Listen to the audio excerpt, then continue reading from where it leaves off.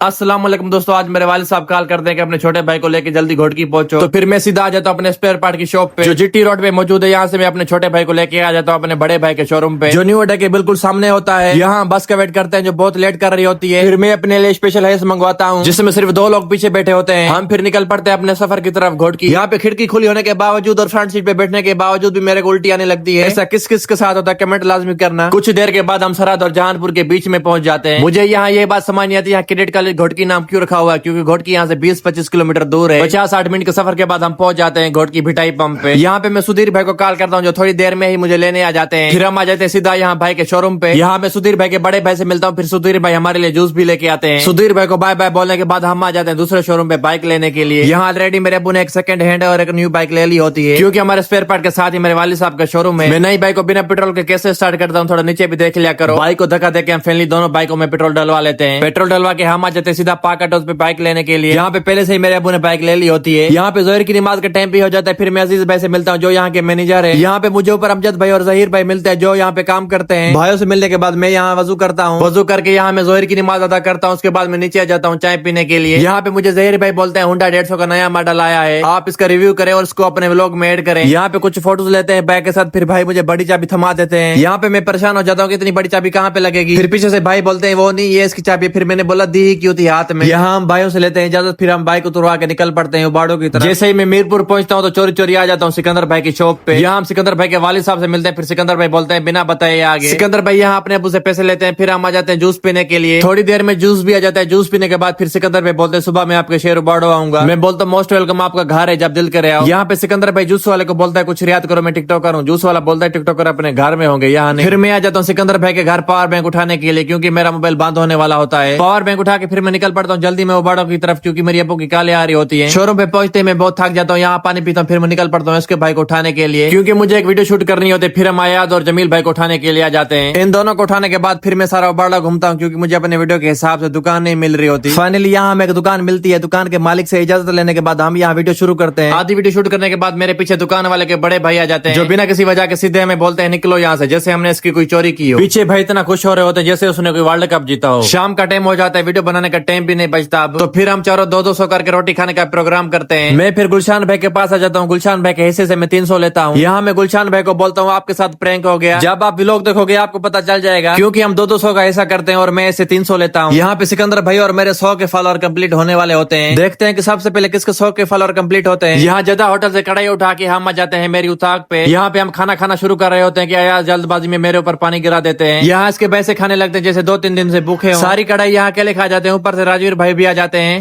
जो देख के शौक हो जाते हैं। फिर बोलते हैं अकेले अकेले खाना खा रहे हो। फिर मेरे से राजवीर भाई नाराज हो जाते हैं। दोस्तों को बाय बाय बोलने के बाद मैं आ जाता हूँ सीधा घर। मैं 12:30 बजे देखता हूँ कि सिकंदर भाई से पहले मेरे 100 के फॉलोअर कंप्लीट हो जाते हैं। मिलते हैं नेक्स्ट वीडियो में। अल्लाह हाफिज।